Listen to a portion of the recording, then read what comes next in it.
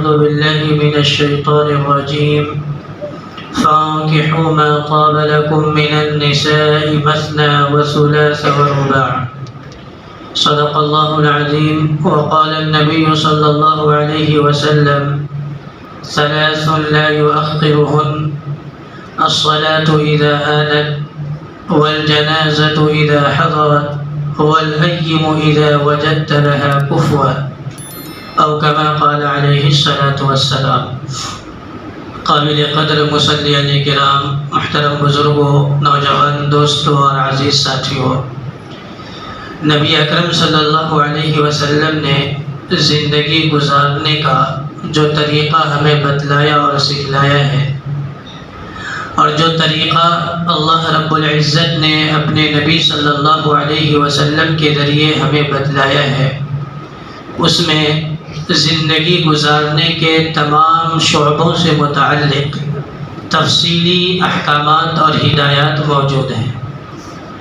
زندگی کا کوئی ایسا شعبہ نہیں ہے کہ انسان کو اس شعبے میں جانے کی ضرورت پڑے اور اللہ اور اس کے رسول صلی اللہ علیہ وسلم نے اس شعبے کے تعلق سے رہنمائی نہ فرمائی ہو۔ تمام شعبۂ زندگی کے تعلق سے اللہ رب العزت نے اپنے نبی صلی اللہ علیہ وسلم کے ذریعے قیامت تک کی امت کی رہنمائی فرما دی ہے۔ ابھی مئی اور جون کی چھٹی ہونے والی ہے، اور تقریباً بچے جو ہمارے عصری تعلیم حاصل کرتے ہیں ان کی چھٹیاں لگنے کو ہے یا چھٹیاں ہو چکی ہیں۔ اس موقع پر ہمارے معاشرے میں عام طور پر لوگ نکاح شادی کے تقریبات منعقد کرتے ہیں۔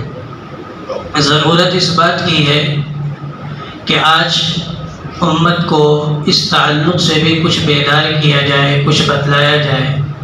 علم میں تو بہت ساری باتیں ہمارے ہوتی ہیں، لیکن بہت ساری باتیں بار بار نہ کہے جانے کی وجہ سے، نہ سنے جانے کی وجہ سے متروک العمل ہو جاتی ہیں، اسے چھوڑ دیا جاتا ہے۔ اللہ تبارک و تعالی نے اس دنیا کے اندر جتنے جاندار پیدا فرمائے ہیں، تقریباً تمام جانداروں میں نر اور مادے کو پیدا کیا، مذکر و مؤنث کو، ہم کہہ لیں مرد و عورت کو، یعنی ایک جنس الگ اور ایک جنس الگ، ایک طرف نر ہے دوسری طرف مادہ ہے، ایک طرف مذکر ہے دوسری طرف مؤنث ہے۔ پیدا کرنے کے بعد اللہ تبارک و تعالی نے تمام جانداروں کے اندر ایک دوسرے کی کشش رکھ دی، کھچاؤ رکھ دیا۔ مرد کھینچتا ہے عورت کی طرف اور عورت کھینچتی ہے مرد کی طرف، کشش ہے، اور اسی جذبہ کشش کی وجہ سے دنیا کا نظام چل رہا ہے۔ اگر نر کے اندر مادے کی کشش نہ ہو اور مادے کے اندر نر کی کشش نہ ہو تو توالد و تناسل کا، یعنی نسل کے چلنے کا سلسلہ بند ہو جائے گا۔ بکرا بکری ملنے بند ہو جائیں گے، مرغا مرغی ملنے بند ہو جائیں گے، گھوڑا اور اسی طرح گدھا اور جتنے جانور ہم دیکھتے ہیں سب بند ہو جائیں گے اگر نر اور مادے کے اندر کشش مخالف سمت میں نہ ہو۔ اللہ تبارک و تعالی نے انسانوں اور جناتوں کے علاوہ جتنے جاندار پیدا کیے ہیں اس میں کشش تو رکھی ہے مخالف جنس کی جانب، لیکن اس کشش کو پورا کرنے کے لیے، اس تقاضے کو پورا کرنے کے لیے کوئی شرعی قانون اور قاعدے بیان نہیں کیے۔ جانوروں کے لیے کوئی شرعی قانون اور قاعدہ نہیں ہے، لیکن انسان اور جنات کے لیے اللہ تبارک و تعالی نے شرعی قوانین اور ہدایات مرتب فرمائے ہیں، بیان فرمائے ہیں کہ اگر ایک مرد اور ایک عورت اپنی اس کشش کو، اپنے اس فطری جذبے کو پورا کرنا چاہے تو یوں ہی پورا نہیں کریں گے جس طرح جانور پورا کرتے ہیں، بلکہ اس کشش کو پورا کرنے کے لیے، اس فطری تقاضے کو مکمل کرنے کے لیے اللہ اور اس کے رسول صلی اللہ علیہ وسلم نے ہدایات دی ہیں، رہنمائیاں موجود ہیں۔ اس لیے ہم بارہا کہتے ہیں اور سنتے ہیں کہ نکاح ایک مرد اور ایک عورت کا آپسی قریبی رشتے میں مربوط ہونا، ملنا، یہ ایک عبادت ہے۔ جس طرح نماز عبادت ہے، روزہ عبادت ہے، حج عبادت ہے، زکوٰۃ عبادت ہے، قربانی عبادت ہے، اسی طرح نکاح بھی عبادت ہے۔ اب فرق سمجھے کہ ابھی ہم جمعہ کی نماز کے لیے آئے ہیں، جمعہ کی نماز ہم ادا کریں گے، عبادت مکمل ہو گئی۔ کوئی صاحب حج کرنے کے لیے جائیں گے، حج کیے، عبادت مکمل ہو گئی۔ ابھی رمضان کا مہینہ گزرا، ایک مہینہ ہم روزہ رکھے، عبادت مکمل ہو گئی۔ زکوٰۃ ہم پر فرض ہوا، ہم نے زکوٰۃ کی ادائیگی کر دی، ہماری عبادت مکمل ہو گئی۔ لیکن نکاح ایک ایسی عبادت ہے کہ جب نکاح انسان نے کیا، اس وقت سے لے کر کے جب تک کہ نکاح کا رشتہ باقی ہے، عبادت مستقل ہے۔ ایک نوجوان 20 سال کے عمر میں نکاح کر رہا ہے اور 60 سال تک زندہ رہتا ہے، 40 سال وہ رشتہ ازدواج میں منسلک رہتا ہے، میاں بیوی دونوں 40 سال ایک ساتھ زندگی گزارتے ہیں، یہ مکمل 40 سال کی عبادت ہے۔ عام طور پر اس بنیادی فرق کی طرف ہماری توجہ نہیں جاتی، ہم صرف نکاح کو ایک معاملہ سمجھ لیتے ہیں اور ایک طرح سے ہم یہ سمجھ لیتے ہیں کہ زندگی گزارنے کا بس یوں ہی طریقہ ہے۔ نہیں بزرگوں، نکاح جو ہے یہ مکمل عبادت ہے، اور نماز روزے کے علاوہ اس میں فرق یہ ہے کہ نماز روزہ وقتی عبادت ہے، نکاح مستقل عبادت ہے۔ اس لیے نکاح میں شریعت کی پابندی کرنا، شریعت کا لحاظ رکھنا، شریعت کے موافق نکاح کو انجام دینا یہ ضروری ہے۔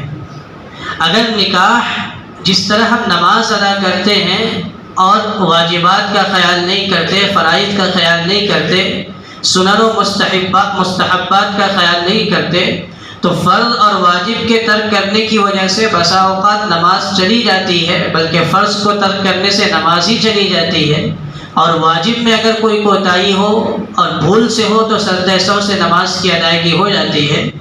لیکن سنت و مستحب کو چھوڑنے کی وجہ سے نماز تو ہو جائے گی، لیکن نماز کی نورانیت ختم ہو جاتی ہے۔ اسی طرح ہم نکاح کریں گے، شادی بیاہ کریں گے، شریعت کو پیچھے چھوڑ کر کے شریعت کے بتائے ہوئے طریقے کے مطابق نہیں کریں گے، نکاح تو اور شادی بیاہ تو ہو جائے گی، لیکن نکاح کے جو برکات ہیں، جو فوائد ہیں، بسا اوقات اس سے انسان کو محرومی ہو جاتی ہے۔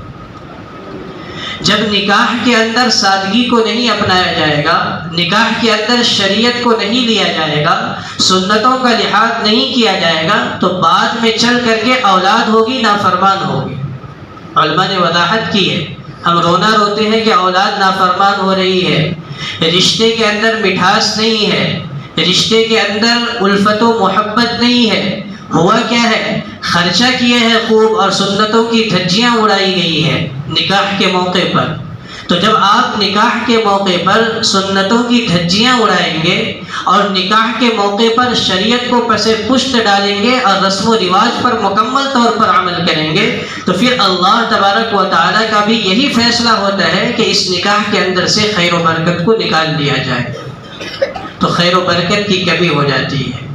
اسی لیے شریعت یہ کہتی ہے کہ نکاح آسان ہو، سادہ ہو، سیدھا سادہ ہو اور جلدی ہو۔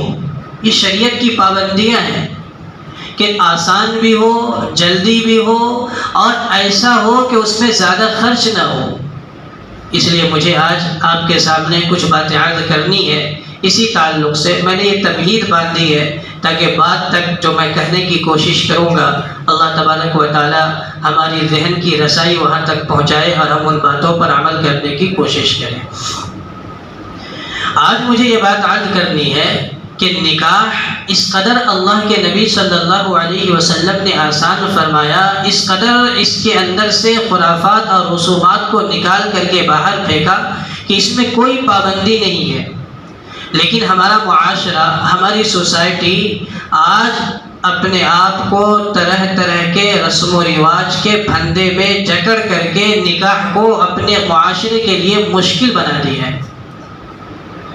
جب بات آتی ہے کہ لڑکا جوان ہو گیا ہے، لڑکی جوان ہو گئی ہے، نکاح کرنا ہے، مناسب رشتہ دیکھا جاتا ہے۔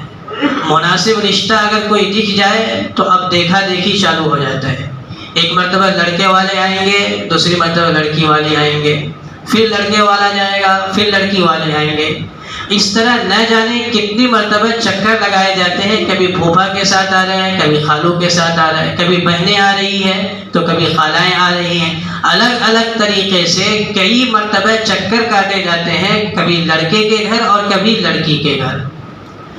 اور اب تصور کریں کہ اس میں کتنے نقصان ہیں کہ جب بارہا آدمی اس گھر میں آئے گا، اس گھر میں جائے گا، تو وقت کا بھی ضیاع ہوتا ہے اور پیسوں کا بھی ضیاع ہوتا ہے۔ اب تو ایسا ہو گیا ہے کہ لوگ لڑکی دیکھنے جا رہے ہیں تو 100 لوگ، 200 لوگ جا رہے ہیں صرف لڑکی دیکھنے کے لیے کہ لڑکی پسند ہے یا نہیں ہے۔ اب جس گھر پر گئے ہیں تصور کیجئے کہ اس کے باپ کے دل پر، اس کے بھائیوں کے دل پر کیا گزرے گی کہ 200 لوگ سے جا رہے ہیں لڑکی دیکھنے کے لیے کہ لڑکی مجھے پسند ہو گئی ہے، اب اس سے نکاح کرنا ہے، لیکن ہم دیکھنے کے لیے 200 لوگ آئیں گے۔ اب 200 لوگوں کے لیے کھانے کا انتظام کرنا یہیں پر بس نہیں ہوتا، بلکہ اب اس کو کپڑے بھی دیجئے، اب اس کو ہدیہ بھی دیجئے، تحفے بھی پیش کیجئے، لفافے بھی دیجئے۔ لڑکی والے ایک طرح سے عذاب محسوس کرتے ہیں اس چیز کو کہ یا اللہ یہ لڑکی نعمت تھی، یہ لڑکی ہم نے کب سے عذاب ہم نے اپنے لیے بنا لیا۔ اس قدر مشکل نکاح کو کیا گیا، اور خدا کر کے اگر یہ مرحلہ نکل جائے تو پھر شادی کی تاریخ طے ہوتی ہے۔ کتنی لمبی؟ 1 سال کے بعد نکاح کریں گے، 1.5 سال کے بعد نکاح کریں گے، 2 سال کے بعد نکاح۔ ایک نوجوان ہے، اس کے گھر جانے کے بعد لڑکی والے آئے، ان کو دیکھا اور رشتہ طے کیا۔ اس سے پوچھا گیا کہ کب نکاح ہے تو کہنے لگا کہ 1.5 سال کے بعد نکاح ہے۔ اب 1.5 سال کے بعد نکاح کریں گے، اب دونوں آپس میں فون نمبر لے لیے ہیں، ایک دوسرے سے بات چیت ہوگی۔ بسا اوقات دسیوں نہیں سینکڑوں واقعات موجود ہیں کہ لڑکا اور لڑکی 1 سال کے بعد نکاح کی تاریخ طے ہوئی ہے، خرچے ہو چکے ہیں، دونوں آپس میں فون پر بات کر رہے ہیں۔ لڑکی کہہ دیتی ہے کہ لڑکا سلیقے سے بات نہیں کرتا، میں اس سے نکاح نہیں کرتی۔ بسا اوقات لڑکا کہہ دیتا ہے کہ جس طرح میں نے تصور کیا تھا کہ لڑکی اس طرح کی ہوگی، اس طرح کی لڑکی نہیں ہے، اس لیے میں اس لڑکی سے نکاح نہیں کرتا۔ دیر سے نکاح کی تاریخ طے کرنے کی وجہ سے ہمارے معاشرے کے اندر یہ خرافات ہیں، یہ برائیاں عام ہوئی، اور اب تو اللہ کی پناہ مسلمانوں کے اندر بھی غیروں کے دیکھا دیکھی یہ آ گیا ہے بزرگوں کہ بات کرتے کرتے نکاح سے پہلے ملاقات ہو جاتی ہے اور بچے کی ولادت ہو جاتی ہے حرام طریقے پر۔ حالانکہ اللہ کے نبی صلی اللہ علیہ وسلم نے صاف طور پر فرمایا ثلاث لا یؤخرہن، کہ 3 چیزوں کو مؤخر مت کرو، اذا آنت، جب اس کا وقت ہو جائے، الصلاۃ اذا آنت، نماز جب اس کا وقت ہو جائے تو جلدی سے نماز ادا کر لو، فرض نماز کو بلا وجہ تاخیر مؤخر مت کرو، تاخیر اس میں مت کرو۔ والجنازۃ اذا حضرت، جنازہ کسی کا انتقال ہوا، جنازہ تیار ہے، اب جلدی سے جنازے کی نماز ادا کر کے اس کو اللہ کے حوالے کرو، اس کے اعمال کے مطابق اس کے ساتھ برتاؤ کیا جائے گا، اب اس کو اپنے گھر میں زیادہ دیر مت رکھو۔ اور تیسرے نمبر پر اللہ کے نبی صلی اللہ علیہ وسلم نے فرمایا وَالْأَيِّمُ إِذَا وَجَدْتَ لَهَا كُفْوًا، بے نکاحہ لڑکا اور بے نکاحی لڑکی جب مناسب رشتہ مل جائے فوراً نکاح کر دو، اس میں تاخیر مت کرو۔ خرابی یہی آئی ہے کہ نکاح کے کرنے میں ہم تاخیر کر رہے ہیں، ایک تو عمریں زیادہ ہو جا رہی ہے، اور دوسرا یہ کہ خوب خرچ کر کے اور ادھر ادھر کی باتیں کر کے جب رشتہ طے کرتے ہیں تو 1 سال کے بعد، 2 سال کے بعد، 1.5 سال کے بعد ہم نکاح کی تاریخ متعین کرتے ہیں۔ ان 1.5 سال میں دونوں کی مزاج میں تبدیلی آتی ہے، دونوں کے خاندان میں کسی واقعے کو لے کر کے انبن ہوتی ہے، رشتہ ختم ہو جاتا ہے۔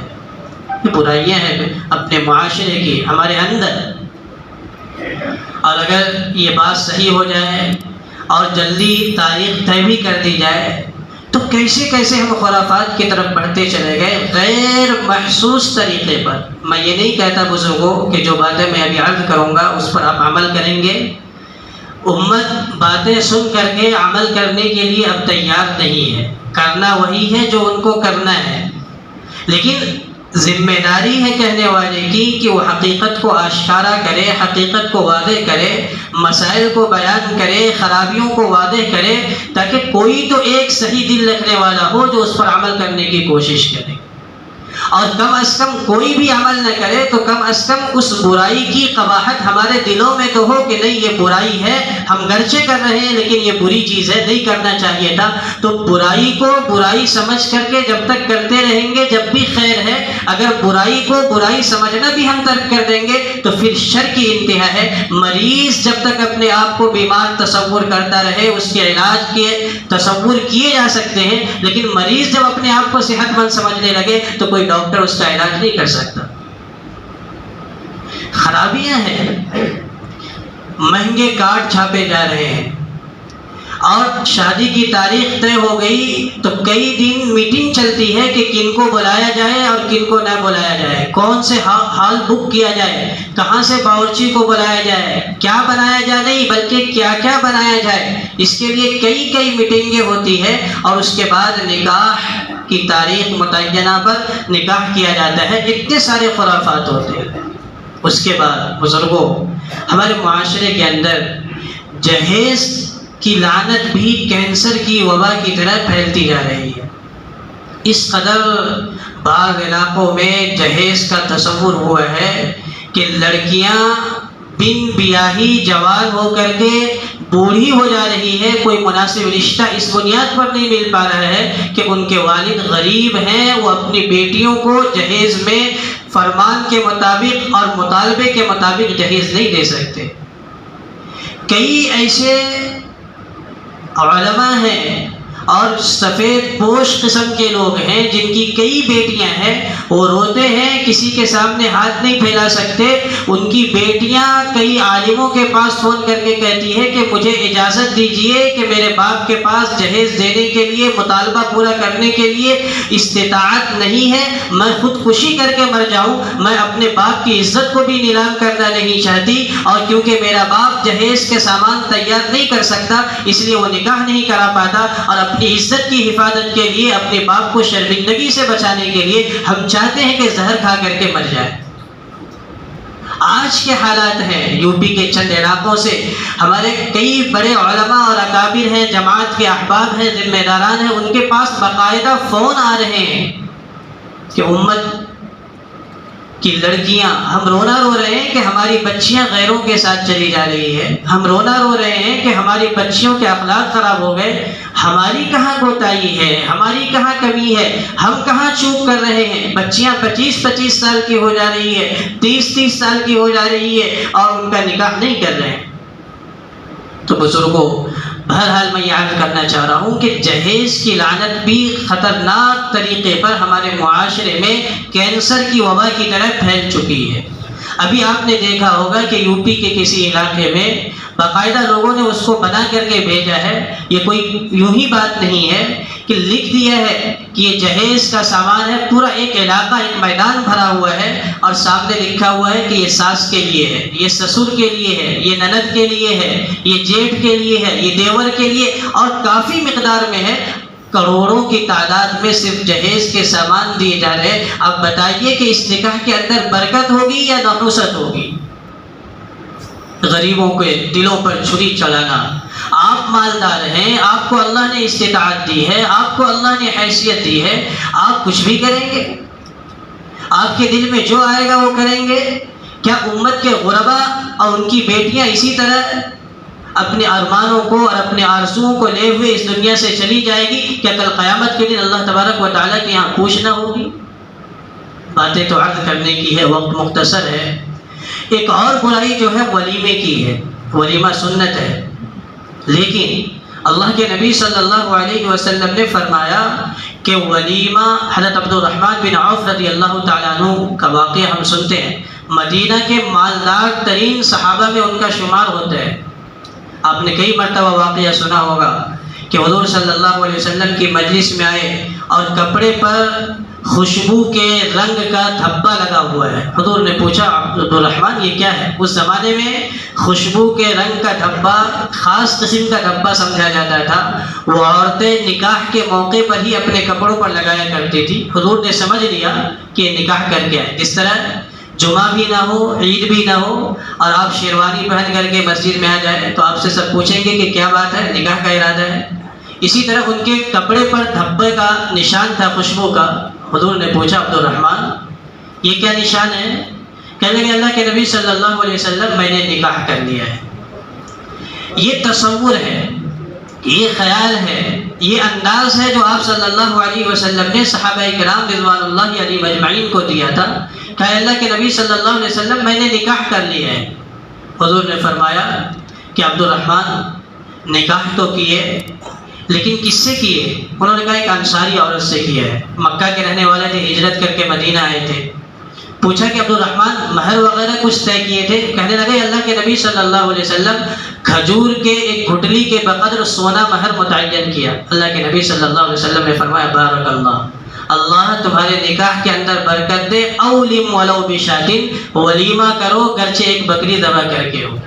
یہ ہے تعلیم کہ جو وسعت ہو اس کے مطابق ولیمہ کر دو. آپ نے خود نکاح فرمایا حضرت صفیہ رضی اللہ تعالیٰ عنہ سے، سفر کی حالت میں نکاح فرمایا. اور حضرت انس رضی اللہ تعالیٰ عنہ یا حضرت بلال رضی اللہ تعالیٰ عنہ سے فرمایا کہ جاؤ صحابہ کو بلا لاؤ، جو قریب موجود ہے ان کو بلا لاؤ. سب کو بلا کے لایا گیا. کچھ کھجوریں تھیں، کسی کے پاس کھجوریں تھیں، کسی کے پاس پنیر ہے، کسی کے پاس شہد ہے اور کسی کے پاس کچھ ہے. سب کو دسترخوان پر رکھ دیا گیا اور آپ نے فرمایا کہ لو ولیمے کا کھانا کھا لو. آسان فرمایا کہ نکاح اور شادی آسان ہو اور جلدی ہو. سفر کی حالت میں بھی اگر نکاح کا موقع میسر آئے تو نکاح کر لو. اور مدینہ منورہ میں حضرت عبدالرحمن بن عوف رضی اللہ تعالیٰ عنہ رہ رہے ہیں. آپ اگر مدینہ منورہ گئے ہو، اللہ ہم سب کو توفیق نصیب فرمائے اور بار بار توفیق نصیب فرمائے کہ مدینہ منورہ آج جتنی بڑی مسجد نبوی ہے، پوری آبادی بھی اس زمانے میں اتنی بڑی نہیں تھی مدینہ منورہ.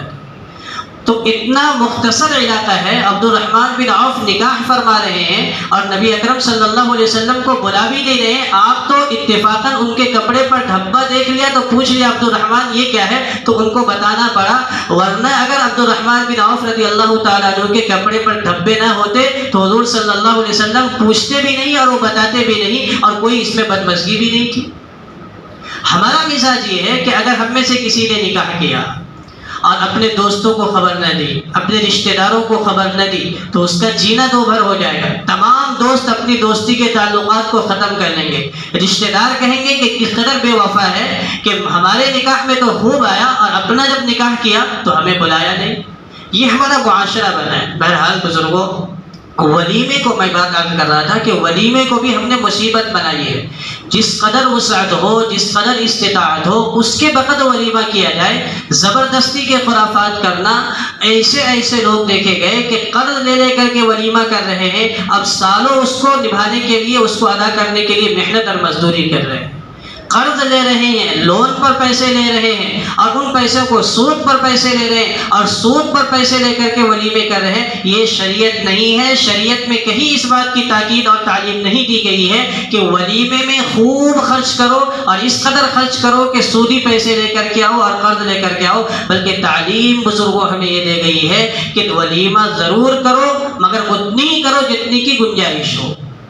سب کو بلانا ضروری نہیں ہے اور ضروری طور پر ہال بک کرنا اور لازمی طور پر کارڈ چھاپنا اور لازمی طور پر تمام جو رسم و رواج ہے اس کی پابندی کرنا یہ ہرگز ضروری نہیں ہے.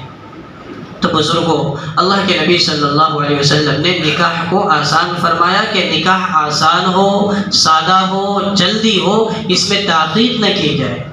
اور صحابہ کرام رضوان اللہ علیہ مجمعین نے نمونہ بن کر کے دکھلایا. حضرت سعید بن مسیب رضی اللہ تعالی رحمۃ اللہ علیہ بڑے تابعی گزرے ہیں. ان کی صاحبزادی تھی اور اللہ تبارک و تعالی نے ہر فن اور ہر کمال سے ان کی صاحبزادی کو نوازا تھا. اس وقت کا بادشاہ عبد الملک بن مروان وہ اپنے لڑکے کے لیے رشتہ بھیجا سعید بن مسیب رحمۃ اللہ علیہ کے پاس کہ اپنی لڑکی کا نکاح میرے لڑکے سے کرا دیجئے. انہوں نے رد کر دیا. سعید بن مسیب عالم ہے، مسجد میں نماز پڑھاتے ہیں، قرآن پڑھاتے ہیں، حدیث کا درس دیتے ہیں. اور مروان بن عبد الملک بادشاہ وقت ہے، ان کا لڑکا بعد میں چل کر کے بادشاہ بنے گا، ابھی شہزادہ ہے. یعنی بیٹی کو رانی بنانے کے لیے مطالبہ ہو رہا ہے کہ اپنی بیٹی کو شہزادی بنا لو اور میرے بیٹے سے نکاح کر دو. سعید بن مسیب انکار کرتے ہیں کہ نہیں. اور اس کے بعد ان کے ایک شاگرد پڑھائی میں آتے ہیں، 2 دن ناغا ہو جاتا ہے. پوچھتے ہیں درس کے دوران کہ آپ 2 دن آئے نہیں، کیا بات ہوئی؟ کہنے لگے میری بیوی کا انتقال ہو گیا، تجہیز و تکفین میں لگا رہا، اس لیے 2 دن سبق میں حاضری نہیں ہو سکی. فوراً پوچھتے ہیں کہ نکاح کرنے کا ارادہ ہے؟ وہ نوجوان جو ہے وہ کہتے ہیں کہ ہاں مجھے نکاح کرنے کا ارادہ ہے. اسی مجلس میں گواہ موجود ہے، خود اپنی بیٹی کی طرف سے وکیل بنے، نکاح پڑھا دیا، نکاح ختم. یہ نمونہ ہے سعید بن مسیب. بلکہ اس سے بڑھ کر کے عبداللہ بن عمر رضی اللہ تعالیٰ عنہ کتنے بڑے صحابی ہیں. حضرت عمر بن خطاب رضی اللہ تعالیٰ عنہ کے بیٹے ہیں، مکہ کا کعبہ کا طواف فرما رہے ہیں. طواف کرتے ہوئے حضرت عروہ رضی اللہ تعالیٰ عنہ ایک صحابی ہیں، وہ قریب آتے ہیں، کہتے ہیں کہ میں اس بات کا آرزومند ہوں کہ آپ اپنی دامادی میں مجھے قبول کیجیے. نکاح طواف کے دوران عبداللہ بن عمر رضی اللہ تعالیٰ عنہ نے کچھ نہیں کہا، خاموش رہے. انہوں نے بھی ایک مرتبہ کہا اور اپنے عمل کو مکمل کر کے اپنے کام کو ختم کیا. مدینہ منورہ گئے تو عبداللہ بن عمر رضی اللہ تعالیٰ عنہ نے حضرت عروہ رضی اللہ تعالیٰ عنہ کو بلایا اور بلا کر کے پوچھا کہ بیٹے کیا ارادہ ہے تمہارا؟ تم نے طواف کے دوران کیا کہا تھا؟ انہوں نے کہا کہ حضرت میں نے یہ کہا تھا کہ اگر آپ مناسب سمجھے تو اپنے بیٹی کے رشتے کے لیے مجھے قبول کر لیجئے. عبداللہ بن عمر رضی اللہ تعالیٰ عنہ اپنے گھر کے اندر 2 بیٹے موجود تھے، فرمایا کہ بس بیٹھو، لڑکی بھی موجود ہے، 2 گواہ بھی موجود ہیں اور میں بھی یہاں موجود ہوں، میں اپنی بیٹی کے ساتھ آپ کا نکاح کرتا ہوں. گھر کے اندر ہی نکاح مکمل. کس کا نکاح ہے؟ ذرا تصور کریں. حضرت عمر بن خطاب رضی اللہ تعالیٰ عنہ کی پوتی ہیں. حضرت عمر ان کے صاحبزادے عبداللہ بن عمر کی بیٹی سے حضرت عروہ رضی اللہ تعالیٰ عنہ نکاح کا پیغام دے رہے ہیں اور طواف کے دوران پیغام دے رہے ہیں. انہوں نے سن لیا اور بلا کر کے گھر پر کہا کسی کو بلانے کی ضرورت نہیں ہے کہ چلو ابا کو بلا لو، حضرت عمر فاروق رضی اللہ تعالیٰ عنہ کو، نہیں تو چلو حضرت عثمان غنی رضی اللہ تعالیٰ. بڑے بڑے صحابہ کرام موجود ہیں، کسی کو بلانا نہیں ہے، بلکہ بس آؤ، 2 گواہ موجود ہیں. 2 گواہ ضروری ہے، ایجاب و قبول ضروری ہے، ایجاب و قبول بھی کرنے والے موجود ہیں، 2 گواہ بھی موجود ہیں. گھر کے اندر نکاح ہو گیا اور معاملہ ختم ہو گیا. 2 صحابی جا رہے ہیں، حضرت سلمان فارسی ہیں اور ایک صحابی ان کے ساتھ ہے. دونوں جا رہے ہیں. حضرت سلمان فارسی رضی اللہ تعالیٰ عنہ نے اپنے دوست سے کہا کہ فلاں گھر میں جاؤ، اس گھر میں میرا نکاح کا پیغام لے کر کے جاؤ، میں چاہتا ہوں کہ نکاح کروں اس گھر میں. ان کے ساتھی گھر کے اندر جاتے ہیں، لڑکی کے والد سے بات چیت کرتے ہیں.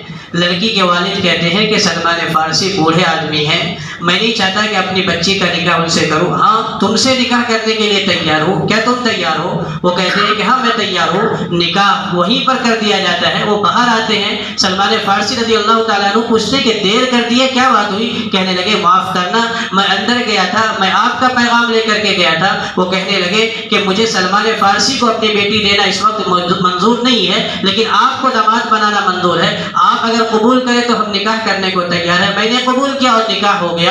فرمایا بارک اللہ لک و بارک اللہ علیک. یہ آسانی کا تصور دیا کہ نکاح بالکل آسان ہے، کسی مجمع کو جمع کرنے کی ضرورت نہیں ہے اور کارڈ چھاپنے کی ضرورت نہیں ہے اور یہ انتظام اور وہ انتظام. آپ کسی سے پوچھئے کہ آپ کا نکاح تو 1 سال پہلے طے ہو گیا تھا، ابھی تک نکاح نہیں کیے.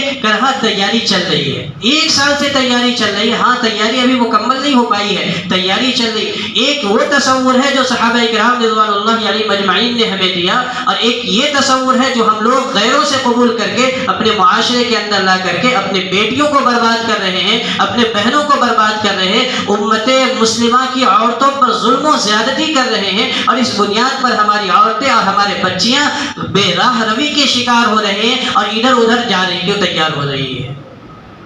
سوچنا ہوگا، سمجھنا ہوگا، اپنے اندر تبدیلی لانی ہوگی. ملک کے کیا حالات ہیں، دنیا کے کیا حالات ہیں، اور ہماری بے حسی ایسی بنی ہوئی ہے کہ کروڑوں روپے نکاحوں پر خرچ کر رہے ہیں، شادی پر خرچ کر رہے ہیں، نیک کام کرنے کی توفیق نہیں ہو رہی ہے. جسے اللہ نے مال و دولت دی ہے، میں بارہا عرض کرتا ہوں کہ مال و دولت ہماری اپنی قسمت اور ہماری صلاحیت کی بنیاد پر نہیں ہے، بلکہ اللہ تبارک و تعالیٰ کا فضل ہے، اللہ کی مہربانی ہے۔